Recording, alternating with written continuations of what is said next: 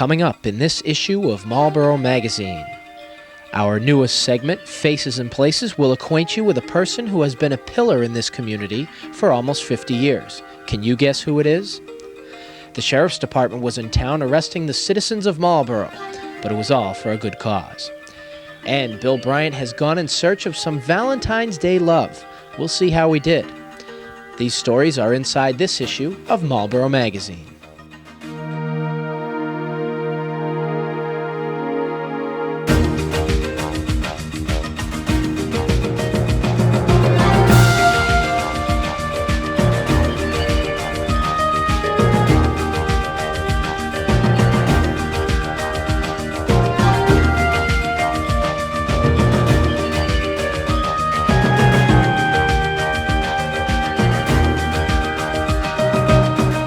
Hello and welcome to our latest issue of Marlborough magazine. I'm Susan Loffer. Every year the Muscular Dystrophy Association comes to Marlborough to try and raise funds for children and adults afflicted with this devastating disease. However, the manner in which they have chosen to get people involved is a little different. Marlborough magazine's Dan Gindin has more.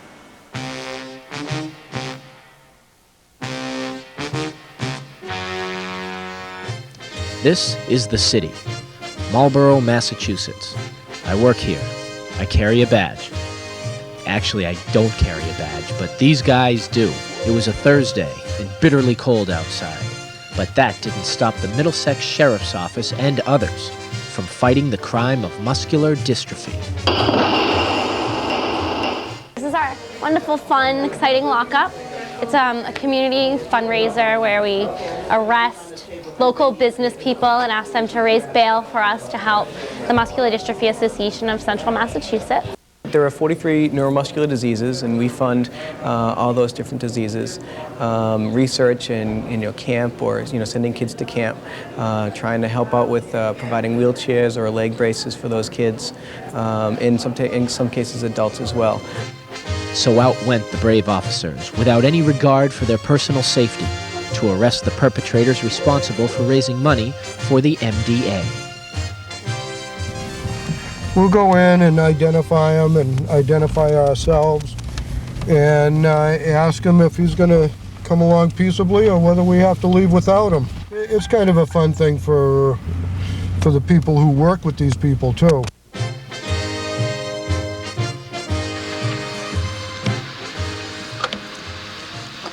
Okay, we're going to look for Gary Linden now.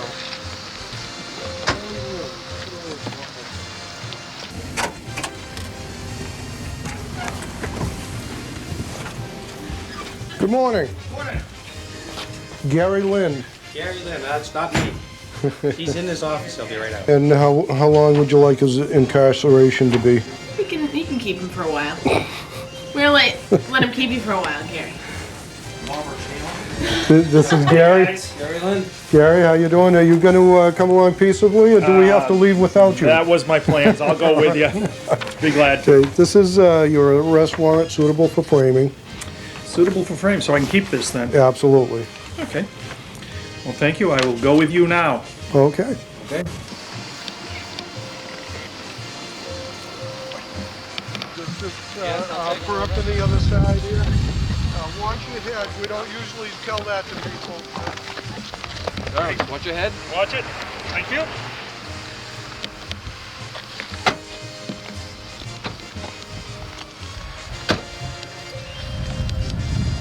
Well, we're back. Head.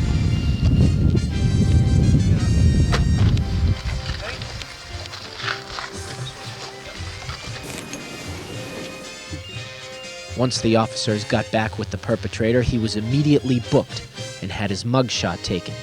Then he was placed by a phone with all the other inmates. Instead of banging out license plates, they called friends and families in hopes of raising money for the MDA. Well, muscular dystrophy is an affliction that really needs to be addressed, and the best way to do that is with donations from everybody. And we're hoping to raise some significant money to aid in the research of muscular dystrophy. We got to see and meet a lot of the kids that money was raised for them to go to camp, and we got to hear their stories and see the pictures of them at camp, and it was like, yeah, that's worthwhile. It's worth spending a couple of hours to help raise some money for that. There are so many charitable organizations out there of all kinds that need all kinds of help. And I guess maybe like most people, when they come directly to you and ask you to do this, they get it. It's not something that you might ordinarily think on your own to offer the help. So you just try to do what you can do. On this day, the good people of the city did their best, to the tune of over $20,000. A successful day indeed. Those are just the facts, ma'am. And I'm Dan Ginden for Marlborough Magazine. In this issue of Marlborough Magazine, we're looking at some faces and places in the city. We've shown you some old photographs of a man who has been part of this city's soul for almost 50 years. He has had his hand in everything musical that has come into the Marlborough school system since the early 50s. And he has been a member of the school committee since 1990. This month, the spotlight falls on Cosmo Valenti. 90 miles south of Rome lays a town named Gaeta in Italy. It is a deep seaport like Boston, but much smaller. In 1928, a child was born to Raymond and Maria Valenti in this glass factory by the sea. They named their child Cosmo. Raymond wanted a better life for his family, and America was making just that kind of offer. He found work as a meat packer for the Armour Company in Cambridge, Massachusetts. Soon they opened a plant in Milford, where Raymond was named a foreman. Now that he was well established in the States, it only made sense that his wife and children would soon follow him. America was the great land of opportunity, so in 1930, 2-year-old Cosmo left his hometown with his mother and 3 brothers and joined his father in the United States. Because the opportunities were better here, and my folks in their wisdom decided if we want the kids to do something, we better go to the U.S. America may have been known as a safe haven of opportunity, but the Valentes soon found out that no country is perfect, especially when a depression sets in.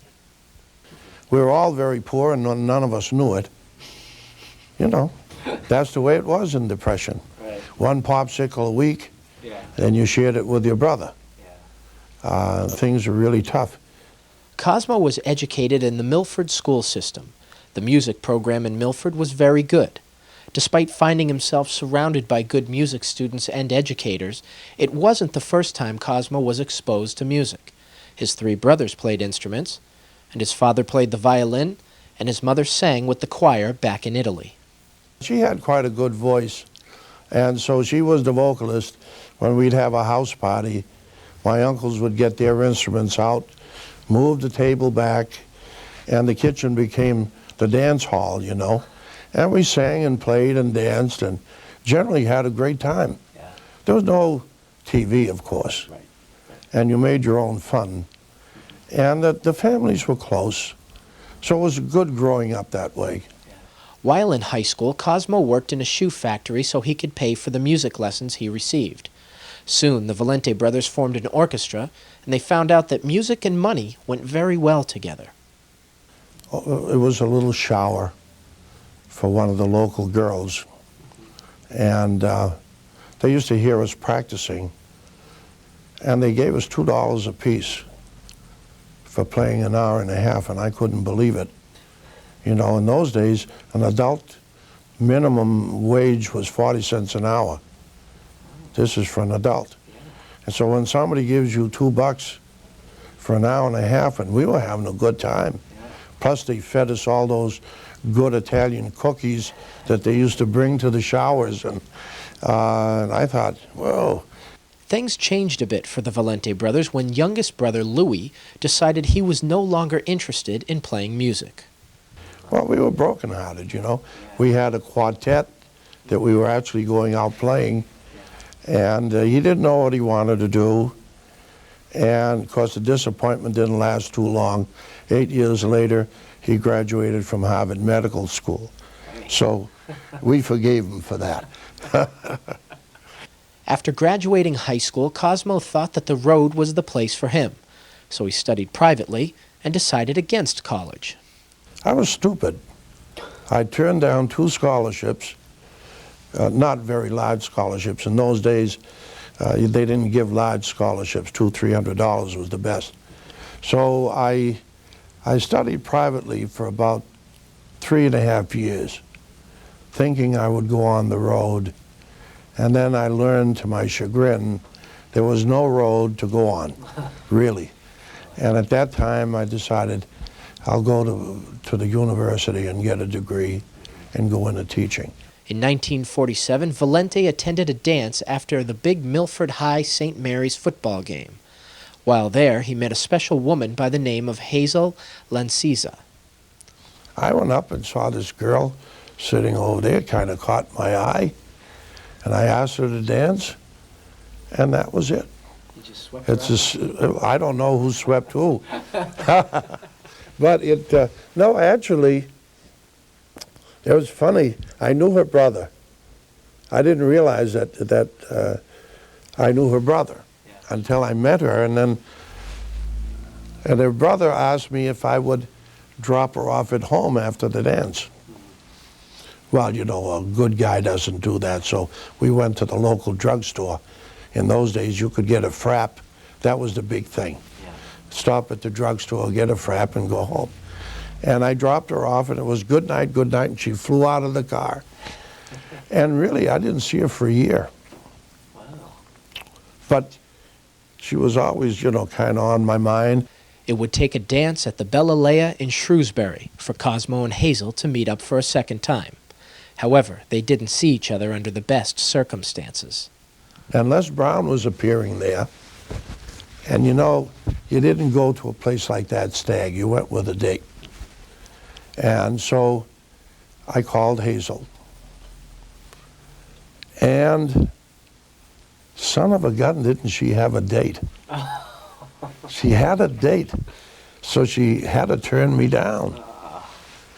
And so I got another date and went. But now I didn't want to seem as if I was upset that she had dated somebody else, so I had to call her. So I made a date to go to movies, and that started the thing going. And it was a great courtship, really. Valente graduated from Boston University and set out to find some part-time work while he was in graduate school. The year was 1952, and while searching, a friend in another school district suggested that he head to Marlborough and see if they needed help. So into the Walker Building went Cosmo for an interview with John Coughlin. But I went in, he interviewed me for 15 minutes, and I walked out with a contract. It was that quick, and on Tuesday night it was approved by the school committee. So before I actually graduated, I had a position.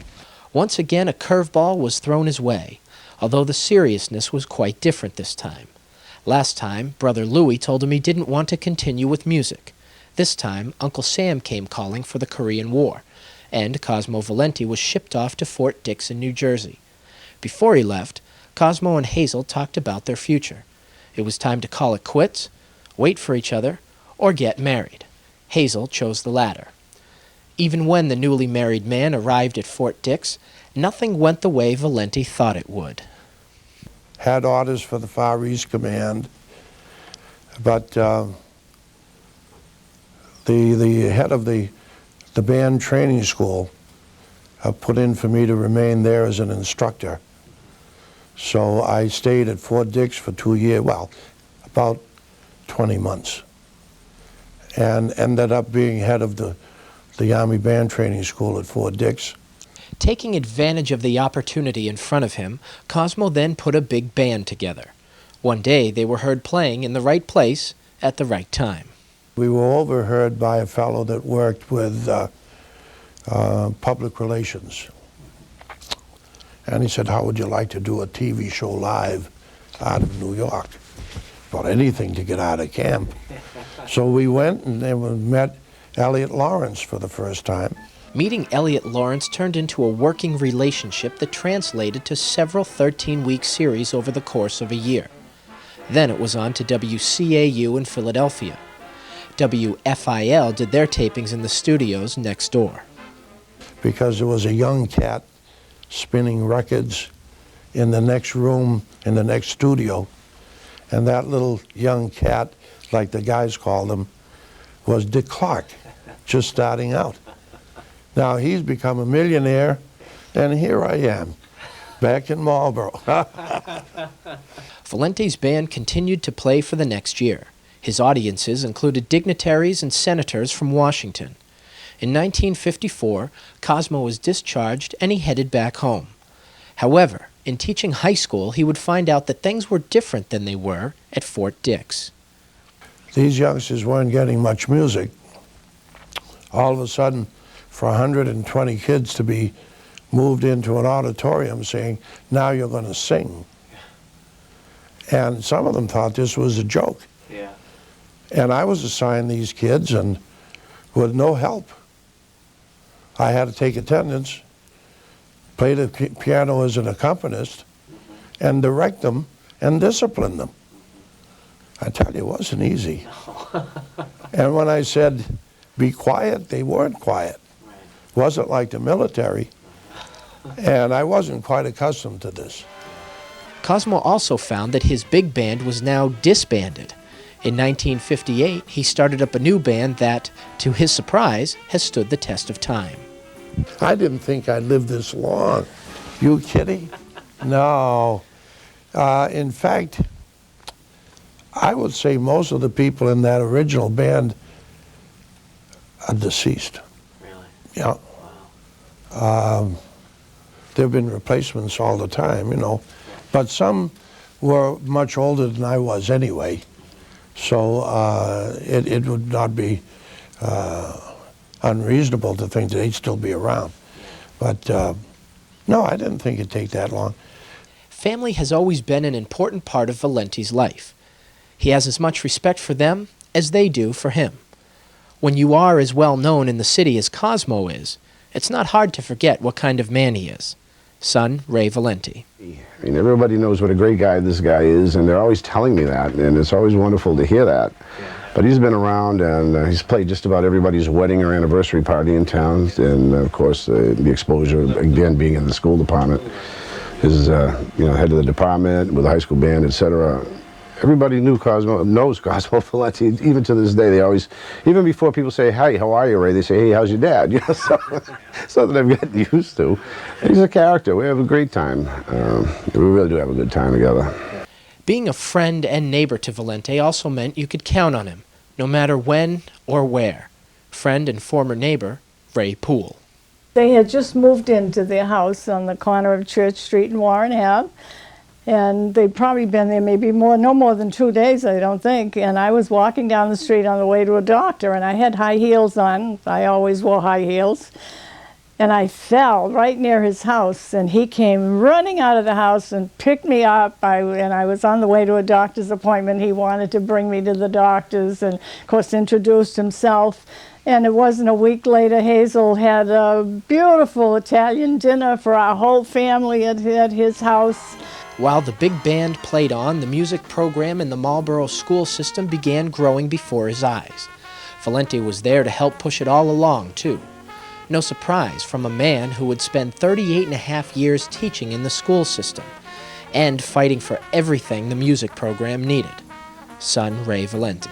Anything that you have in the city of Marlborough, as far as music goes, whether you consider it the lessons in the elementary school for the beginners, or the high school band, or the jazz ensembles, are a direct result of what he started in the early 1950s. Wouldn't be here without him, at least not the way it is now. He built the whole program at a time when music education was pretty much non-existent. He joined a staff of 2 or 3, I think, when he came to Marlborough, or maybe even just 2, him and another guy that at the time had the high school band. Built it up to one point, I believe there were 13 staff members. And music in Marlborough is a result of his hard work over the decades. Former teaching associate, Rosemarie Boniface. You could see that this was a man who really cared about what he taught and how well the students that he taught were able to use the skills in performing their music for an audience. So I think that Cosmo definitely made an impact on his students. Cosmo was known to be an excellent teacher whose love and passion of music was never lost on his students. Former student, Michael Ossing. Cosmo was involved in everything. You could tell because he was extremely passionate about his teaching skills and his love of instruments, and there wasn't an instrument he didn't know how to play. I played the trumpet, and when I was done, I played it much better with Cosmo's help. He was really good. John McEnany is also a former Valente student. Very inspirational. He not only made you appreciate the music that you were performing, as well as just music in general, but he made sure that you came to class prepared. You knew how to perform your piece of music, whatever we were practicing that particular day. In January of 1990, Cosmo Valente had called it a career in the Marlborough school system. On a cold winter day, he walked out of Marlborough High School for the last time as a teacher. If you thought he walked off into the sunset like a perfect dramatic movie, you would be wrong. I left for the last time. Goodbye, goodbye, see you later. I slipped in the snow. It was January, and I broke my ankle and ended up in surgery the next day. What came next wasn't laughable. The broken ankle led to a staph infection that settled in Valente's spinal cord. Cosmo slipped into a coma for a month, and things were going so poorly for him that doctors weren't sure what the outcome would be. He would make a full recovery with the help of rehabilitation. I was very well taken care of, and that's why I'm here. One doctor called me the miracle kid, and another one called me the $1 million kid. Cosmo returned to the school committee, a seat he was elected to before his illness. For him, it only made sense to serve on the committee. He wasn't ready to fully walk away from the music program and the school system. That was music to the ears of Marlborough. Those who work with him on the committee are glad to have him. School committee chairperson Bill Morrow. He does express himself quite well, particularly when it comes to the music programs. And rightfully so. I mean, with his background being in the music profession and for a number of years being a music teacher within the school system, he defends that entity within the school budget and the school programming to its fullest. He really loves his program, and he's done a great job over the years. School Superintendent Rosemarie Boniface. I see him advocating that he wants all things for all students. He wants the best curriculum. He wants the best materials and equipment. He wants kids to have all the advantages that they need. Cosmo keeps himself busy with the school committee, his big band, and his business on Main Street in downtown Marlborough. He doesn't teach anymore. As he likes to say, he only troubleshoots with music students now. When he conducts the big band, though, sometimes that old teacher sneaks its way back to the surface. Big band member Anthony D'Angelo. But when he got there, he acted like a teacher. It wasn't like buddy or being Stravinsky and demanding. It was teaching. If we forget to look at the music and we're supposed to play softer, and we went and played louder, he'd stop you and please look at, like a teacher, please look at page 34, Despite all that keeps him busy, Cosmo still has his eye on the most important thing in his life, his family that he has built over the years with Hazel, his wife of 50-plus years. I lucked out. Been a very close, very warm relationship all these years. We usually sound out each other on things, and yet we're independent enough to make decisions on our own also. Well, I think it's great. Cosmo Valente has lived a very happy and musical life, filled with your typical ups and downs and crossroads. You can come to a lot of crossroads in 74 years, but Cosmo says that in looking back, he wouldn't change a thing. I would do it again. Like I used to say to my friends, if I had spent this time selling mayonnaise, I'd be a millionaire. The time and effort that I put into music education, that may be a bit of a stretch. What a great story. On behalf of all of us at Marlborough Magazine, we wish Cosmo and Hazel another 50 years of happiness. Now, I have to admit I was a little nervous when I found out that Bill Bryant was doing a piece for this issue. Bill is known around here as a very nice but kind of goofy guy. Marlborough Magazine producers Dan Ginden and Mike Lawton thought it would be a good idea to let Bill do a piece on Valentine's Day. So, here is Bill Bryant's Valentine's Day adventure. I don't know if it's the cold weather, stress, what it is. But I just got back from running a few errands in Marlborough, and the people seem to be so uptight. I don't know. Show you what I mean. Hey, here you go, pal. Get out of my way.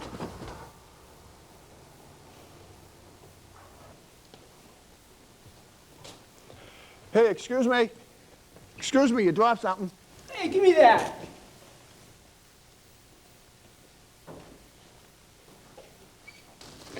So, given that February is the month we celebrate Valentine's Day, you know, love, friendship, be nice to people, thought I'd make an attempt to try to lift the spirits. Got my Valentine's sweater, and my plan is to take this little bow and use a carnation as an arrow, and I'm going to play Cupid for a day. Let's see if we can get a smile or two.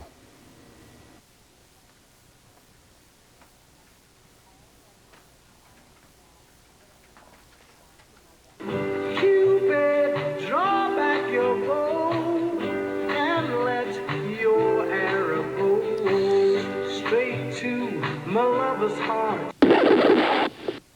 C'est quoi ton problème? J'essaie de travailler. Si tu comprends pas que j'essaie de travailler, c'est important qu'est-ce que je fais ici. Puis toi, tu es en train de me faire des niaiseries comme ça. Je veux plus que tu fasses ça. As-tu compris? Huh?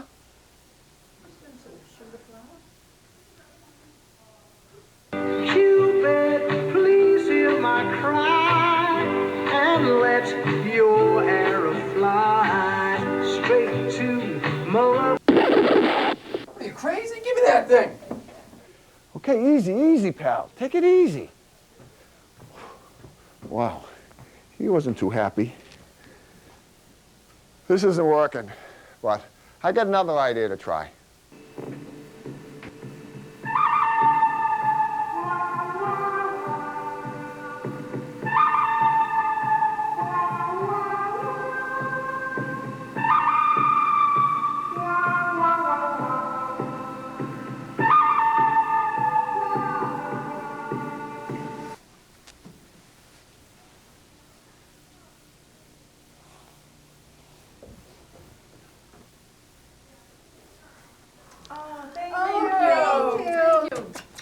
Now, that's what I'm talking about. Oh yeah, by the way, happy Valentine's Day. Think of your fellow man, lend him a helping hand, put a little love in your heart. You see it's getting late, oh please don't hesitate. That's all the time we have for this issue of Marlborough Magazine. I'm Susan Loffer. Thank you for watching.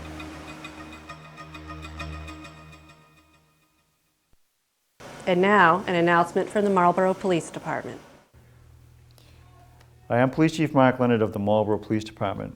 My purpose in talking to you briefly is to notify you of a Level 3 sex offender who is currently residing in the city of Marlborough. A Level 3 sex offender, as classified by the Sex Offender Registry Board, is somebody who is at a high risk to reoffend. The gentleman living in Marlborough is a Peter G. Fraga Jr. He's living at 8 Cotting Avenue, apartment 23 in Marlborough. He works in Framingham. He's a 48-year-old white male, approximately 5 feet 11 inches tall, 220 pounds, brown eyes, and gray thinning hair. This individual is not wanted by the police at all. This is just a community notification. This is the first Level 3 sex offender we've had registered in the city. And again, it is someone who is deemed to be at a high risk to reoffend, and we wanted to get this information out to the public in as many ways as we can. So that's the purpose of this announcement today. Thank you.